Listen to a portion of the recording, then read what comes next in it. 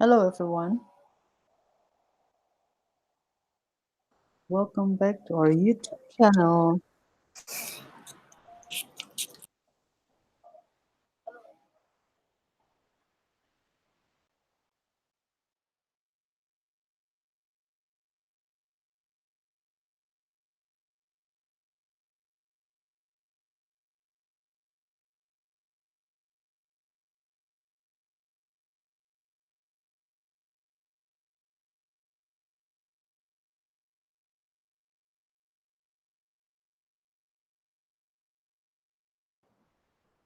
Hello. Hello.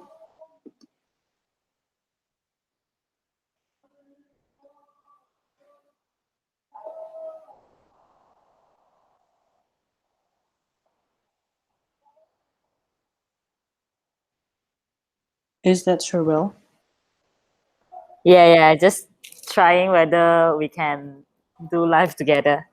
Yeah, we can do that. Yay!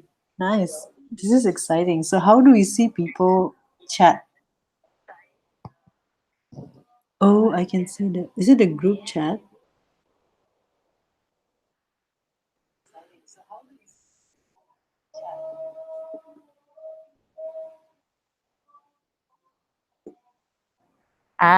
Usually I use my phone to connect as a audience.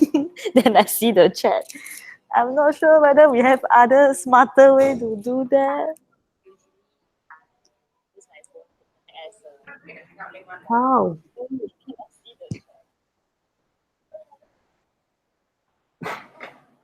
Okay, anyways, let's just start. And how do we Okay. see Alright.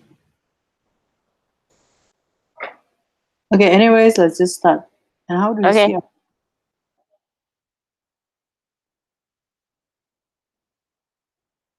Oh, so there are people who's watching, which is good. Alright, so let's start. How do I start? Oh my god, this is very advanced. I'm gonna share screen, and so let me know if you cannot see my screen.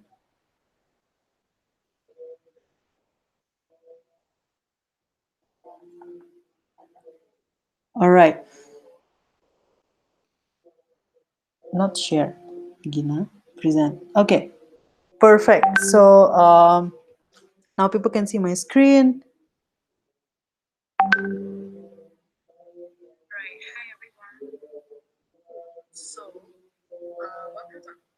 Okay. All right. So hey, welcome to our project audit summer 2019 for May, which is super important, and it's gonna define whether your project is gonna pass or not. So please make sure that you are working this well with your Synergy and also with your iGV. Please make sure that you are filling in every single thing. So yeah, again, to tell you again, the objective of this audit is we wanted to make sure that we create a sustainable plan for the project and drive more impact to the society, because if you don't have a good plan, means that you won't probably have a good implementation later as well. So that's why we created this, to prevent some errors during the realization peak. Cool. So let's start with iGV. So for iGV,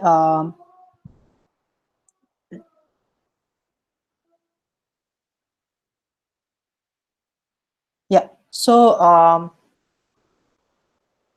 this guideline, it will explain to you more about. Yeah, this is basically the booklet that you already saw at least 3 times. So it's still the same thing, and we're going to change of what are the things that you need to fill in, and then the content and the criteria that will be applicable to this audit for May. Okay, so again, why do we need to do this is to as a inspection for a project element like finance. So you will see like here, not only IGV, but also finance, youth experience with IGV, and then partners experience, people management.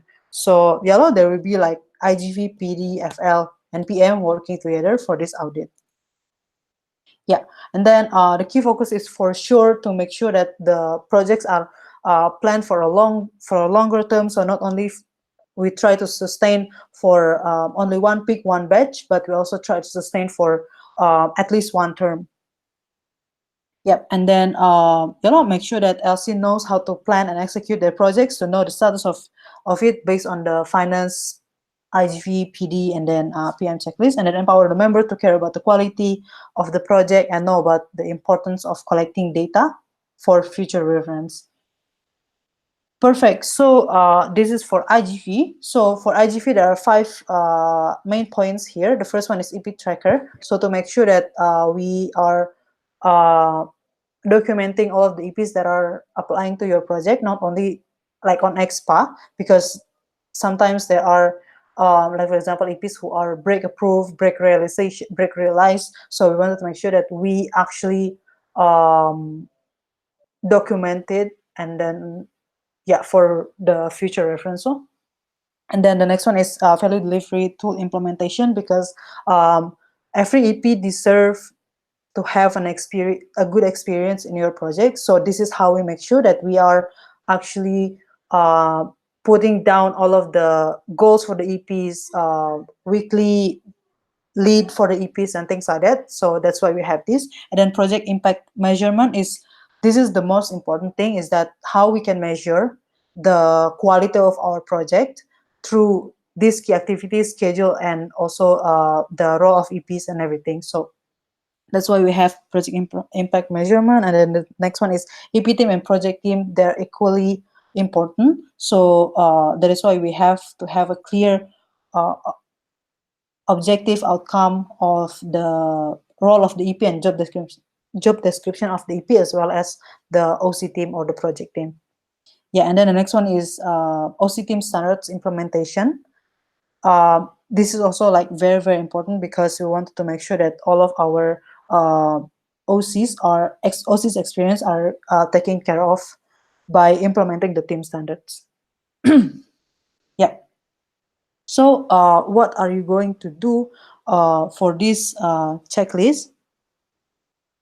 It will be, the first one is to 80% EP fulfillment in each project, and then project key activities and schedule, EP role and job description, federal delivery tool, OC role and job description, OC team start implementation, OC volunteer, role define, and EP allocation. So what are these checklists? These checklists, the first one for EP fulfillment in every project, it's because, for example, for one project that doesn't even fulfill the minimum criteria of a project, they will be suffering with losses. Because why? For example, if you are targeting 10 EPs and then in the end you only get like less than 80%, which is for example 5 or 6, means that you either need to change your accommodation, because the accommodation were too big, the one that you book are too big, or the EP needs to pay more in order to stay in that house, which means that the ones that you were promised on the opportunity portal is not aligned with what you provide in the end later in the realization. Or maybe because of there is lack of EPs, the job description or the working hour of the EPs needs to change because of their lack of EPs, which all of these can lead the EP into, like, if EP knows what is XPP, then they can actually ask for a compensation and things like that. So we wanted to make sure that our project are the project that can run well in the end, and at the same time sustainable, that doesn't make any loss, and that doesn't what do you call it, that doesn't what do you call it, disappoint our customer, which are the youth and the partners. Yeah, so that is that. Then I pass to RuoNi. How do I do this? So RuoNi, do you want me to still share screen, or how?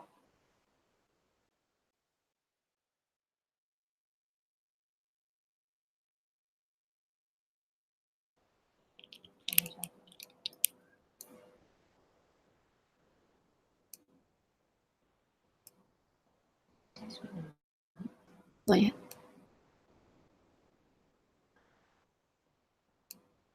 Suddenly, kanchong.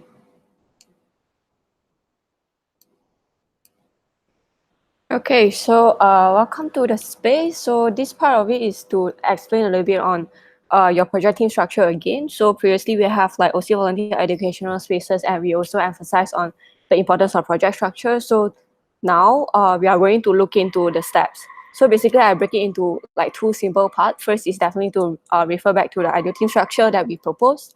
So previously we also mentioned for many times is that to have this team structure is to make sure that we can take care of both different time frame of iGV as a product. First is to make sure that we can fulfill the customer flow from preparation until post experience. And another perspective that we also have to juggle is definitely our consideration phase, that our attraction and consideration for winter peak. Okay, so this is basically the structure that we propose in the beginning of the term for your attraction and consideration. So the continuity of this structure is just to make sure that we have OC volunteer recruited to fulfill the JD that I mentioned there. And so your OC YXP and your OCPs, most probably, and also your OCPD would have more capacity to start their attraction and consideration for winter peak. Okay, so there's also stated like what are the specific KPIs that they have to do in the white boxes here. So it's also to show you like how the JD should be distributed among the OC members for your winter attraction and consideration JD, as well as for your experience phase JD. So it's just to make sure that we would have enough capacity to juggle between both different aspects. Okay, because most of the time, like in IG project realization, one thing is that members feel very burnt out because they have to be involved in project realization, and at the same time, when they are not having enough manpower to cover the needs, the capacity needs, it will causes them not to be able to catch up with winter attraction and consideration timeline. So taking that into consideration, first is we want to make sure that members have a fulfilled experience, which they are doing the things that they are supposed to do and within their capacity. Like we would definitely challenge their comfort zone, but at the same time is that we don't go overboard that make them feel burnt out. Definitely, that's one of the things. Second thing is to make sure that for winter consideration, we can make sure that we don't lose our applicants like last time. So so this is how the JD should be distributed for summer realization and also winter consideration. Okay, so there are certain LCs that are actually talking to me, like and so talking to Gina on scenarios like what if I don't have this and that. So we created like 3 very simple scenarios. The first one is that if you don't have OCFL, FL hereby means like finance and logistic OCs. Okay, so what we would suggest is that for you to first put finance under OCP JD. Okay, so second thing is to put logistic under OC volunteer JD, or you can put it under OCPD JD. Depends on the needs of logistic.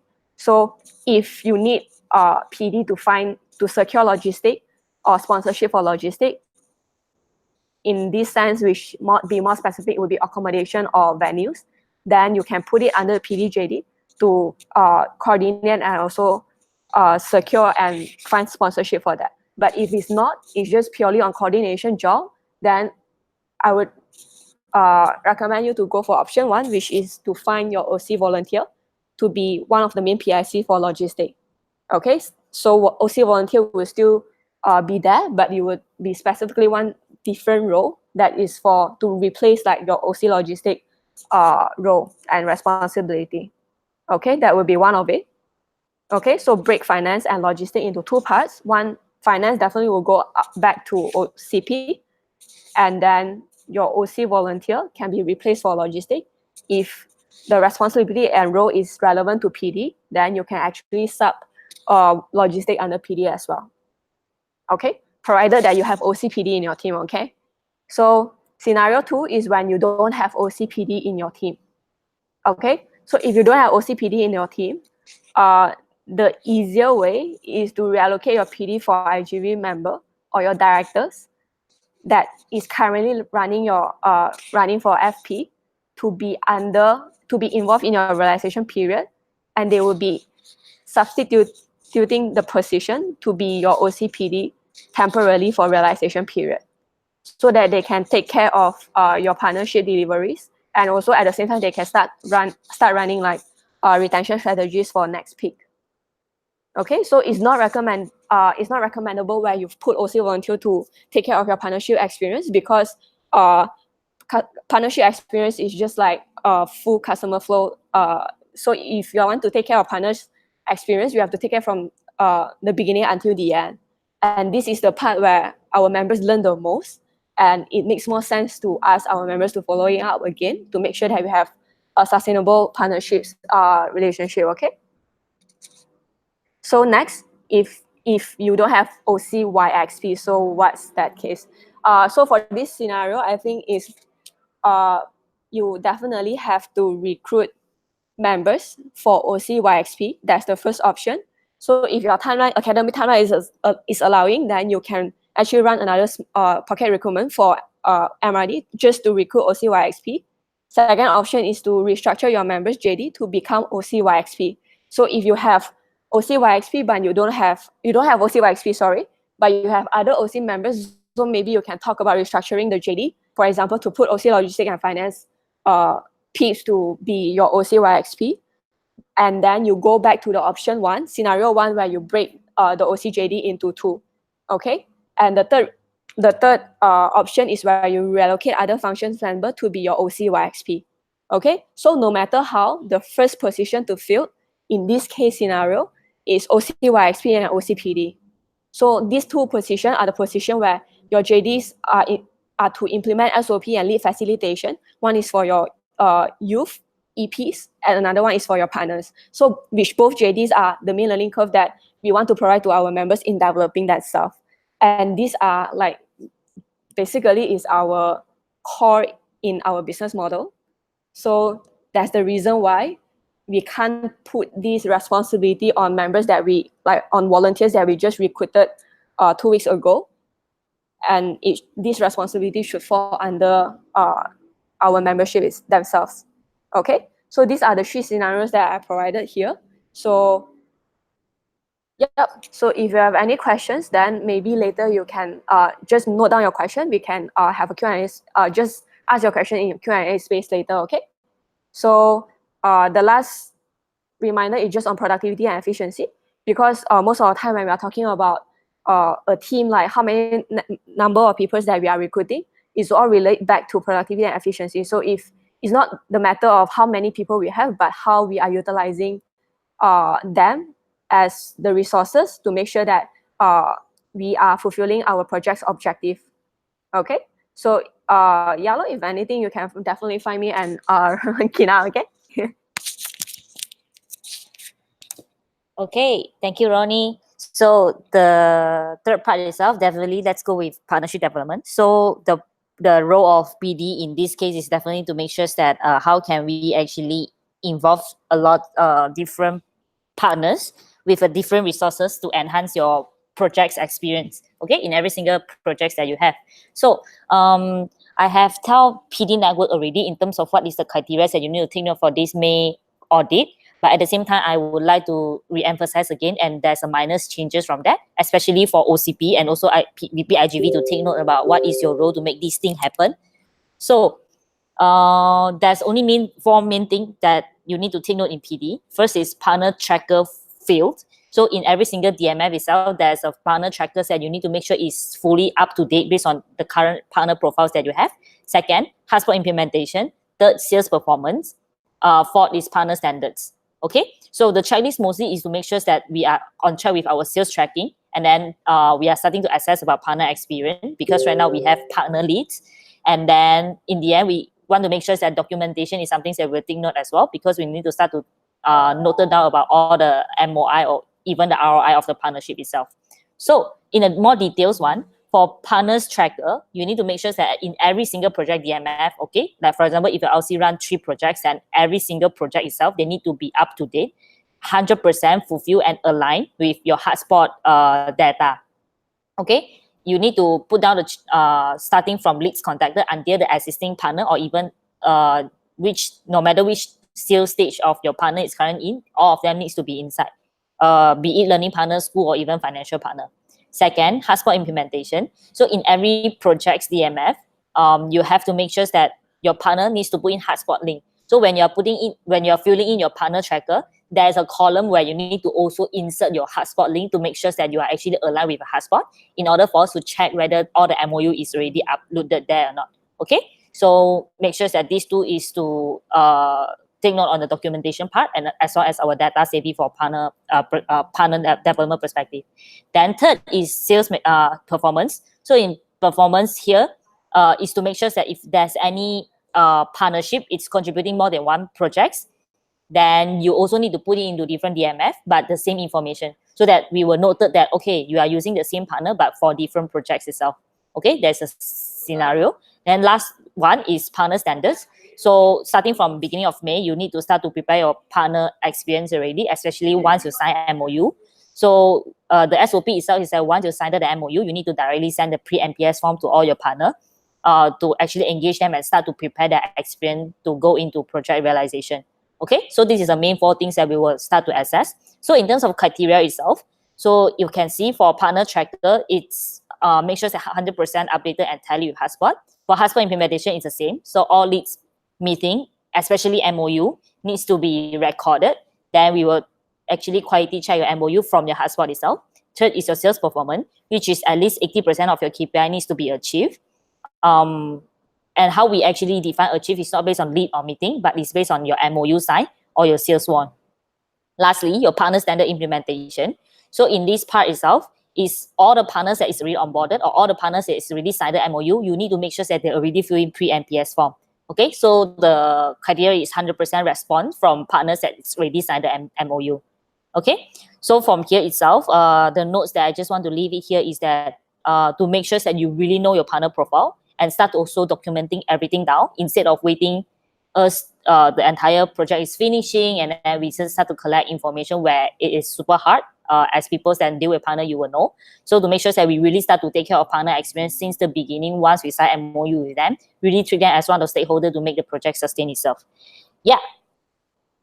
That's all for PD. I will pass to FL. Yay, thanks, Sherbelle. So nice to do a space with, when I didn't lose my voice. I have my full voice today. Okay, so hi peeps, FL peeps in the house, yes. And for everyone else, I really hope that you can listen properly as well. Because I think for finance and legalities is always one of the parts for iGV project which don't get a lot of love or attention, and this is very important, especially when it comes to the long-term sustainability of all our projects, right? And I'm sure like we really want that. So looking into what the criteria is for the checklist for this May audit, number 1 is that update your budget versus actual with the ensure that it's aligned to your PD and iGV results, which means that if you have income coming in from your PD or from your EP fee or things like that, until 6th of May, make sure that it is updated. And on your expenses as well, make sure it is updated. So if you have not spent anything in a specific category, make sure that you just fill the cells, the boxes, all 0. So the reason why for this is because from the perspective of someone who is actually doing the audit, when we look into the budget and we see a lot of blank cells, we're not sure whether it's incomplete or you already updated to the latest date and things like that. So please make sure that you put the 0 there, and so we know, and whatever that you've earned or spent until the 6th of May, make sure that it is updated there, okay? Yeah, the second thing is your profit strategies. So within your DMF, you already have a tab about your profit strategy. So please do update according to what is the deadline you already planned there in terms of your tasks and the PIC and so on. So that is very, very important because your profit strategies is what ensures that you can actually effectively cut costs, or is a way for you to actually diversify your revenue stream for your projects, okay? Yeah, so the third thing is something new, which is expenses tracking, and I'll talk about it a bit later. Yeah, but so this is one of the this is the added criteria that we have for this May audit. So please really pay attention later. Yeah, the fourth thing is EP fee reduction plan. So we know that certain LCs that you've run this EP fee reduction, some quite successfully to actually get your approvals for this summer itself. So really make sure that the plan is written very clearly in your DMF, so that this is something that you can reflect within your budget as well. So if you reduce the EP fee, it will either be a reduced income, or you can put it as expense in your budget, just as long as it is reflected there, and it can serve as a documentation and a knowledge management for the future peaks as well, so that we know for sure that this is how much you're reducing. All right. Yeah, so that's the thing. So for expenses tracking, what I mean by this is that so over here, if you click into this link, you will see that there is a template for you to actually duplicate into your DMF. Okay, so this is something that you need to duplicate, and then you need to start using it. Okay, so how we will actually check the criteria for May audit is whether you actually duplicate it. So it's a very, very simple thing, but it's very important because the significance of this thing. Okay, yeah, so the significance of that is that because looking into specifically, especially for the context of for LCs that participated in Activate a few months ago, you know that it's been very hard for us to actually secure and collect all the receipts and things like this. And this partly is because for every LC, you have a different way of actually categorizing or collecting your receipts and tracking your expenses. So this is something that we hopefully want to standardize, so that it can be very easy for us in the future to actually apply for funds, and also for your LC to have a very clear tracking of your expenses. Okay, so when you do this after May, during the preparation for realization and during the realization, this is how that for national side, we'll be actually tracking it as well. So what you need to do is actually to duplicate the expenses tracker, and then you actually use that tracker, so that in the future, when we actually audit, for example, post realization when we audit, or in future projects when we audit the preparation process, this is the tracker that we can actually use. Yeah, so that's the most important thing. And yeah, so then that will be how we actually audit in the future. So aside from the expenses tracker, there will also be like a legalities tracker. So everything is within the template. Just make sure that you go into this link here and you duplicate it into your DMF. So that's the most important thing. Okay, yeah, so that will be very, very helpful from this point on and how we can actually take it forward to actually track in a more sustainable way, right? So yeah, looking into on the details for this, so just make sure that the last thing I really want to emphasize is that there's a lot of talk about sustainability and how do we define the sustainability of our projects. So just to make it clear for everyone here, whether you are VPFL or iGV or OCP and things like that, is to really clarify that for EP fee, it should only cover 16 standard deliverables. So why this is the case, and why we actually charge EPs for this, is because in nature our iGV projects are not very sustainable. So we make a national agreement that we can collect money from EPs, but it should only be to cover 16 standards, which means it's for EPs accommodation, their transport for airport pickup, or their transport for work, going to work. So things like that. So other than that, the EP fee should not cover anything else. Okay.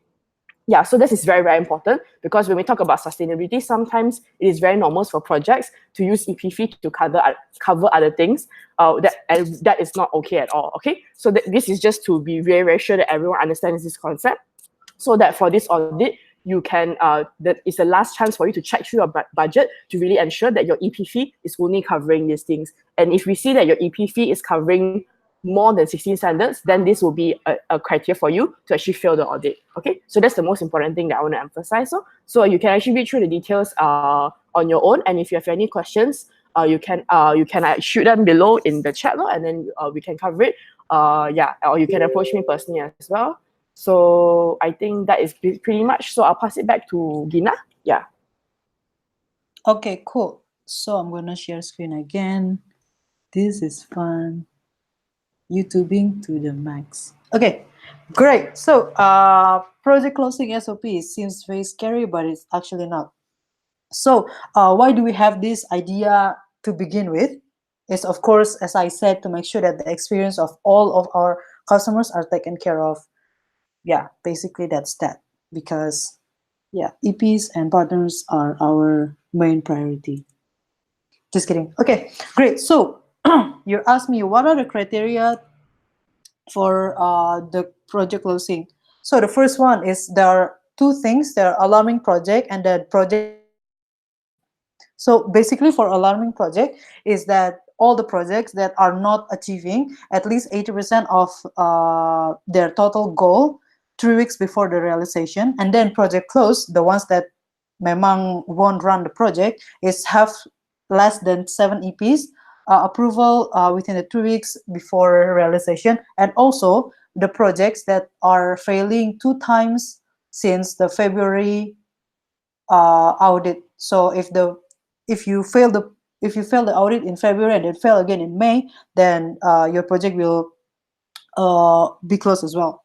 Yeah, because we see that all the planning, the project readiness are not there. So yeah, it's going to be very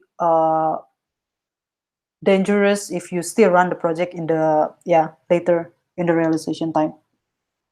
Great. So what are scenarios for this? So basically, this is for the alarming project. So change of accommodation, add-ons EP job description if needed, and then project shifting. So what do these mean? So for alarming project, change of accommodation, as I said before, like if you, for example, you are targeting 15, but there are only 8 coming, so maybe there will be a change of accommodation because maybe the house is too big, or there are minimum amount of people that can live in the house because of the Airbnb policy or this kind of stuff. So these are the things that you need to take note on. Is the first one is to inform your EP that they will move to somewhere else in terms of accommodation. So they will need to be informed, and also the OGV side, the EPM and LCVP OGV. So yeah, and then the second thing is that to CC the EPM and also LCVP OGV about the changes. So not only that you need to inform the EP, but also inform the EPM and LCVP OGV so that they also understand when the EP later they complain or something like that. Yeah, and then the next one is no additional EP fee should be charged. So no matter how different the cost is, there should not be any EP fee that you charge the EP again when realization comes. So you should not charge EP more than the ones that you put on opportunity portal, okay, because that is not right. Yeah, and then the channel that we are going to use to inform EP about all of this should be on email, and you need to inform them 2 weeks before realization, okay? Because according to XPP, so that if there is something happen, we can provide them proof, and proof will only be valid if we send things on email, this kind of stuff, okay? Great. Then the next one is adding job description. So maybe because, like, for example, if you are targeting 15 EPs and then there will be 5 EPs per class, but then there are only 8. So what is going to happen? But this is not applicable to every project, but only if your project needs to change this, then yeah, it's okay. But these are the things that you need to take note on. The first one is to update the DMF on the EP job description and also EP KPI, so that I know when the OGV side is asking me like, hey, what is happening? Why is the job description different? So we have the proof that we are actually changing the EP job description and KPI 3 weeks before the realization comes. And then don't forget to also inform the EP and also the EPM for the changes and explain to them why you changed this. Okay, the next one is to inform your partners for the changes. Like, for example, you already promised the partners that there will be like 15 EPs coming, blah, blah, blah, but then there are only 8. Then you need to also explain to them what is the condition, and then what is the situation, and then why you only have 8, and then explain to them also like what will be the changes for the project due to the less amount of EP that actually came during realization. Okay. The next one is project shifting for EPs.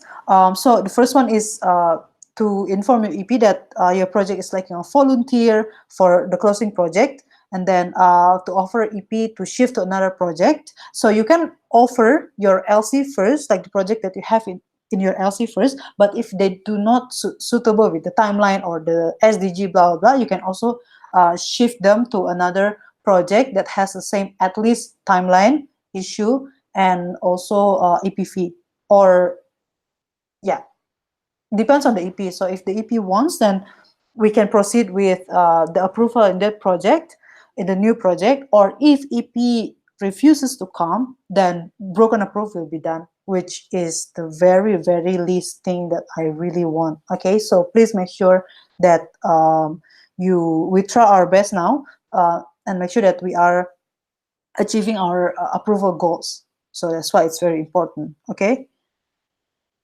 cool. And then the next one for partners. I think I'm done for this one. But anyways, I can. Gina, can you just continue to brief the whole thing? The partners are almost the same. Okay. Oh, okay. So the partners, yeah, the same thing. And then OC management. So for OC, so what is happening if my project is closing and then the OCs are unemployed? Basically, what you can do is to shift your OC team to the project that needs more manpower, and you can also prepare your OC team for pre-attraction for winter peak. So you have market research, you will have like booklet creation, all this kind of stuff that you might need manpower to do so. Because remember, when realization is coming, it will be also the same time of winter peak for pre-attraction and also attraction. So yeah, you will have extra manpower to do so. Okay, great. So I think that is that. So what are the steps that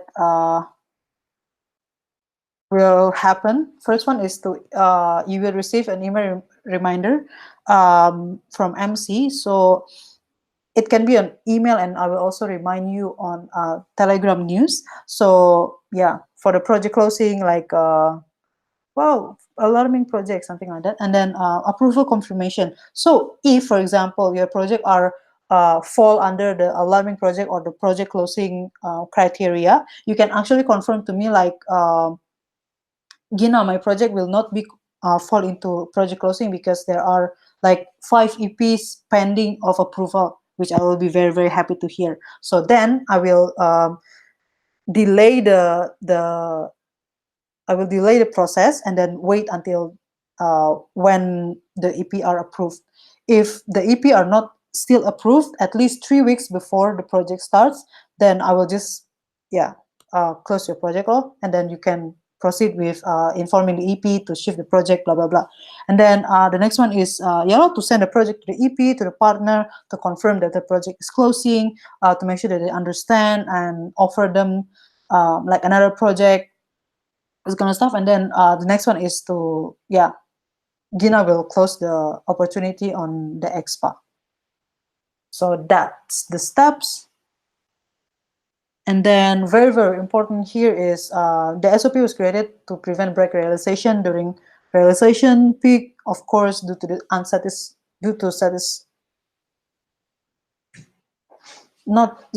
basically EP and partners that are not satisfied. Okay, I don't know what I write there. The next one is to prevent XPP violation. If you do not know what XPP is, I will come to you and explain to you. Okay, so you really need to know what XPP is. It's Exchange Program Policies, which are basically like your manual book as an ISACer, as an exchanger in general. And then that can cause iGV of ISAC in Malaysia to be closed. Literally, keeps this is very important. Okay, if we violate the XPP and then our case goes to ICB, then there might be some cases where we need to close down iGV for ISAC in Malaysia. And then the next one is to prevent MOU violation that can cause damage to ISAC in Malaysia in terms of external reputation as well as long-term partnership. So you don't want that to happen, right? You don't want like school ABC to ban ISAC and then they tell their fellow headmasters to not be partnered with ISAC. So then in the future we won't have any schools or any NGO to run our project anymore. So we don't want that. The next one is to ensure all running projects are sustainable by the end of the realization, obviously. And then the next one is to ensure the EPs and OGV side are informed about the changes, and then they don't feel like we tricked them or we lied to them or something like that. And then if you want to check out the booklet, obviously we will send you this booklet on your email, so you will all have this booklet in general. But yeah, links are there. You can also check it out. Cool. So, who are the ones that are going to implement this and execute this project audit? The first one is for MC to give you a guideline, direction on how the project audit will go, and then to create report in the end so that you can also read through what are the things that you need to improve, feedback, everything will be there. And then the LCP is to make sure that the accountability system are there to make sure the LCVPs are doing the stuff, and then empowering the LCVP about the reason behind the audit project itself. So yeah, LCP will be informed. And then the next one is for LCVP, IGV, FL, PD for IGV, and a little bit of also PM there. I'm sorry, RuoNi, don't hate me. To complete the project DMF based on the checklist, which you already see before, and then communicating between department if synergy needed. Synergy will be needed, okay? Anyways, yeah. Do the synergy, don't do it by yourself. You need to know what is going on because the score later is going to be accumulative for IGV, FL, PM, PD for IGV. So it's not only your department but also other department too. Okay, so yep, this is the timeline for the audit. So today is going to be the launch, which is together with the education space. So on the 1st of May is going to be, I believe it will be commission meetings, right? So in the commission meeting, in the respective functional, there will be consultancy space. Oh yeah, it's next week. Next week, yes. Consultancy space to make sure that you understand, and then if you don't understand, you can just ask MCVP on the commission meeting itself. And then early bird submission is going to be on the 7th of May, which you have from now around 2 weeks to submit the early bird. And then the final deadline is on the 10th of May. That's the final deadline. So yeah, 1 minute after deadline won't be considered as submitting. Okay. Yeah, that's that. So very exciting part. Q&A. Yoo-hoo. Gonna open the chat again. So do you have any questions, people, that you might want to ask us?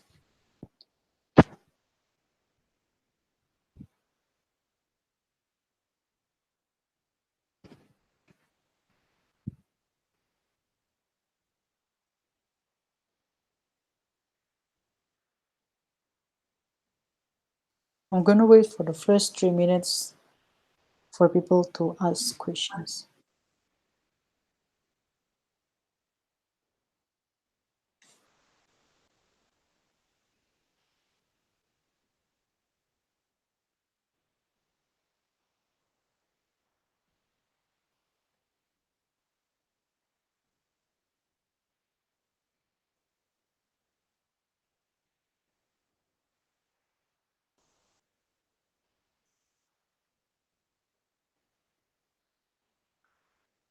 I hope you are now thinking about the questions that you want to ask.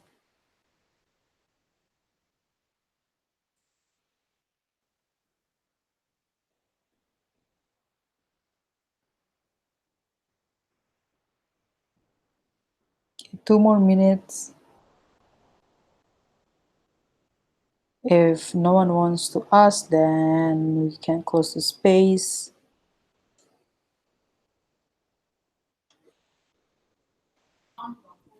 Anyone need more time? If you need more time, you can just let us know. If you are good to go, you can put a wave. Mm-hmm.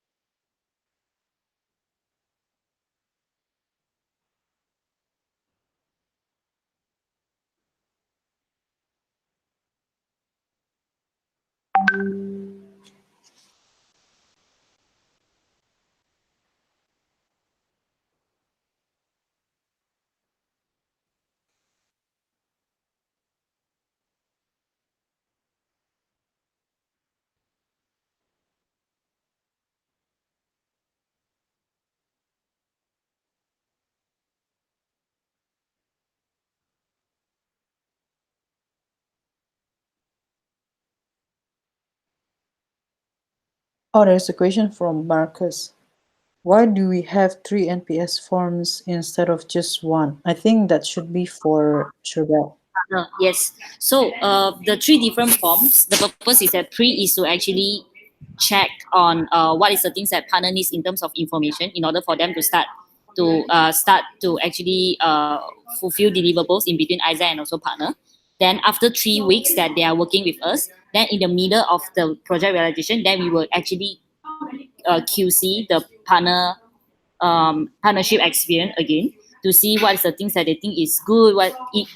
Basically it's just a feedback space between partner and us to understand about how is the past 3 weeks going on, and if you still have another touch point with us, what is the things that we can still improve, or what is the things that you think we should keep as ISAC in delivering this partnership. Okay, then post MPS form happen only after the end of the entire partnership, where we will evaluate how does the partner feel or how does partner rate in terms of the entire partnership experience with us.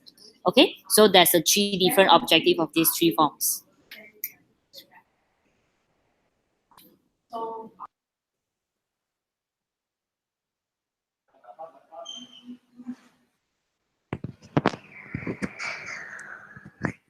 Cool. Thanks, Marcus, for the question.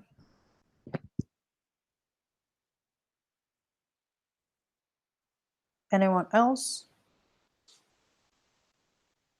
Maybe for iGV, for FL, or for PM. Something new here is PM is there to make sure that the people are also taken care of. By people, I mean our OCs.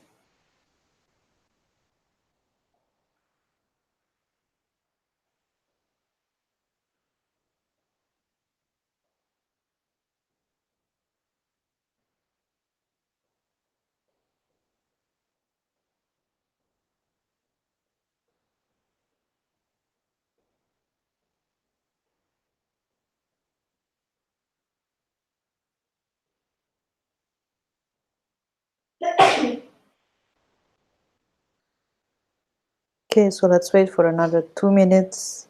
If there's no more question, then we can close this space.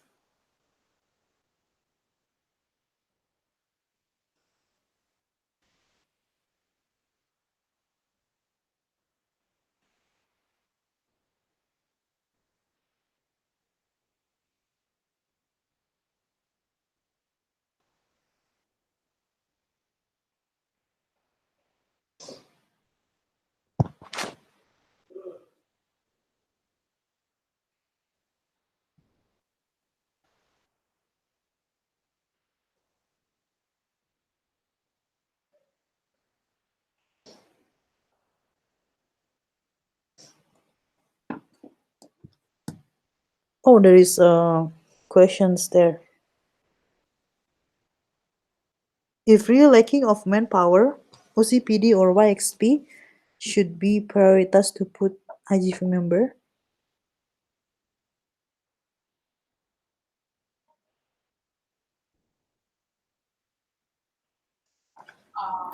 Hey, Jayan, can you type longer? Because I don't understand your question. Yeah, I also don't understand the question. So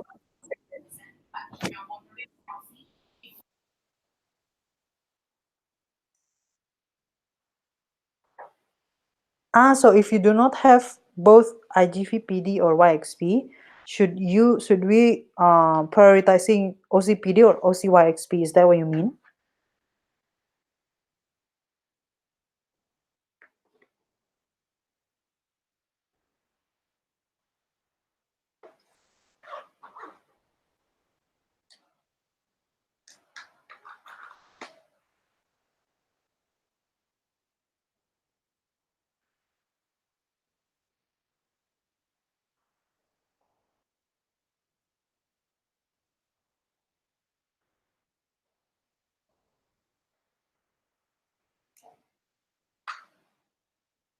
Okay, I think it should be, okay, theoretically, it should be from iGV department, okay? Because those are basically your processes and operation in iGV. So if other functions members are doing your iGV operation, then, it's a big trouble. Okay, no lah. It's just that, just to see lor, because, yeah, but supposedly it should be iGV members to be in or OCPD and YXP role. What if they really don't have enough people? So if you really don't have enough people, like really no more members in iGV, then PD, you use PD member, right? Okay, PD sub-function, you're using PD member. Then your YXP, you have to recruit. Okay, so cases like this, it happens in certain LC. So for example, I know Kuching, they're running MRD because they are trying to fill in the spots. It's the same for UNMC. So there are certain LCs that are running in this way. So I think it depends on your scenario how serious it is. This might seem silly, but what else?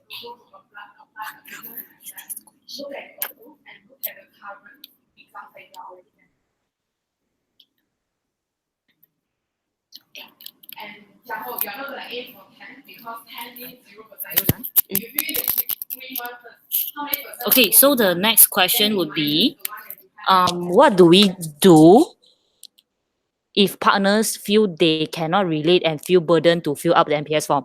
Okay, I think first we have to validate whether this is assumption or whether it's really partner thing is redundant.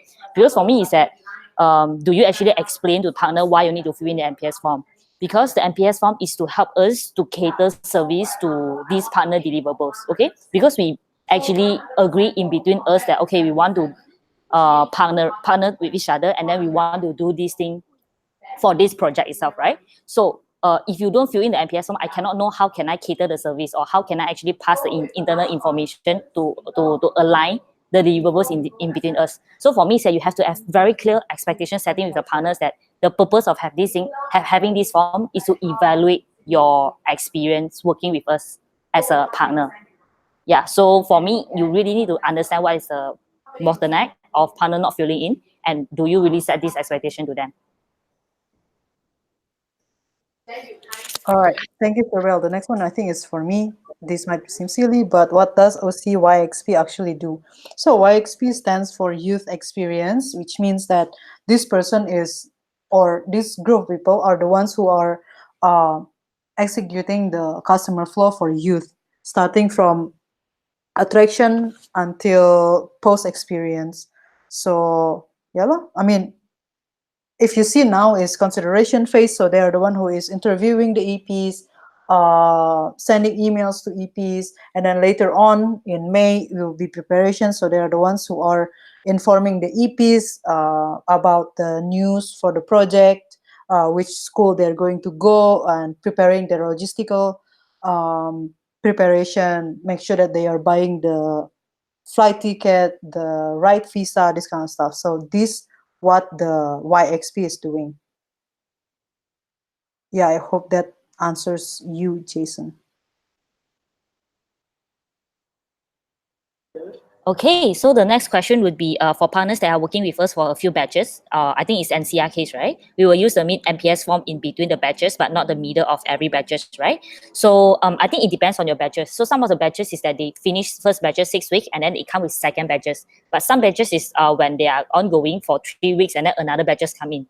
Okay, so for me is that if the batches is in the first scenario, which is they come in after first batch is end, 6 weeks is end, then I will suggest you to also do in the middle, because every single batches they have deal with different EPs. So when you're dealing with the different EPs, you might have different experience or you have different cases. Because we are not there physically with the EP or with your partner for the entire 6 weeks, but the mid NPS form is only one of the only channel for us to evaluate their experience itself. So when we are evaluating in the middle of 6 weeks itself, then we can know like what is the things that maybe we haven't take care of, or what is the things that we haven't we need to improve on that. Okay, so I would suggest you still to do middle form. send to them and ask them to fill in. We want to evaluate your experience. Okay? Yeah. So if it's second scenario that they are coming in the middle of batches, that batches with batches, like after 3 weeks, then your second batches is coming, then I would suggest you to look into the entire batch. How many batch is there? How many batch is linked with each other? And then what is the middle duration of the entire batches itself, which is your case. No, like the entire batches, then the middle checkpoint with the partner itself. Yeah, because some of the batches is like entire year and I have 4 batches. So it's different scenario. Cool, thanks, Sherbelle. So is there any more questions before we end the space, because we will have commission meeting right after this?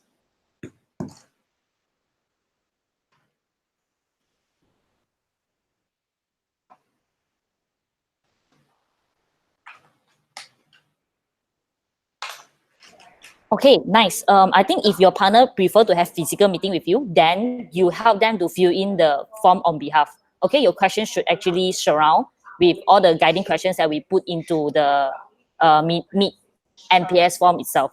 So you ask questions surrounded by that, and then when you come back, you fill in on behalf of your partner. So at least you have a database there, or you have all these things record down.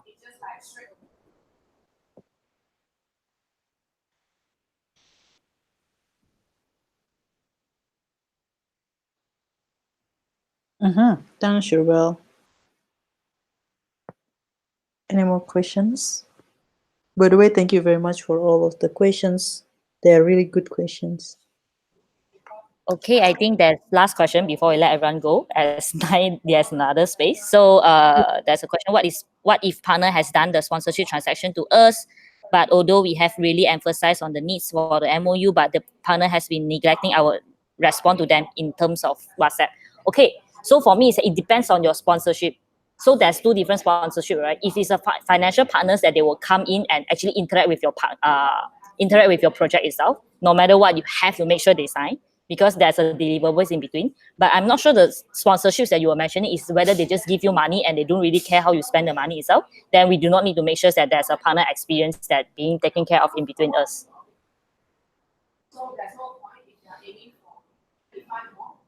Yeah. Perfect. So I think that will be everything for today's space. I hope that you can go through all of this booklet once again, and yeah, make sure you jot down all of the questions that you have, and then you can also ask us next week on our commission meeting. So yeah, I think that would be everything. So thank you very much, everyone, for coming to this space. I really appreciate your time. And yeah, that's would be everything for me. So Sherbelle, RuoNi, and Jessie, do you have anything else to say? No, that's all from us as well. Okay, thanks everyone. Bye. Have a nice Thank you, evening. everyone. Yeah, let's Move pass to the another audit. space. Yeah. Oh yeah, Bye. Yeah. Bye. bye.